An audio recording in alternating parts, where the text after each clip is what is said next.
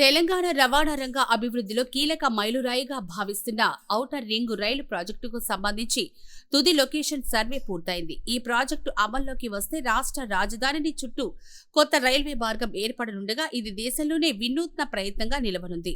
Outer ring రైలు మార్గం ప్రధానంగా సికింద్రాబాద్ను అనుసంధానించే 6 రైలు కారిడార్లతో కలిపి రూపొందించనున్నారు. వాటిలో సికింద్రాబాద్, కాజీపేట, వాడిడోన్, ముర్కడ్, గుంటూరు, కొత్తపల్లి మార్గాలున్నాయి. ఈ మార్గాలతో అనుసంధానం వల్ల రైల్వే రాకపోకలపై ఉన్న ఒత్తిడి తగ్గుతోంది. ఈ రింగ్ రైల్ ఏర్పాటు ద్వారా ముఖ్యంగా గూడ్స్ రైళ్లను నగరానికి రాకుండా బైపాస్ చేయొచ్చు.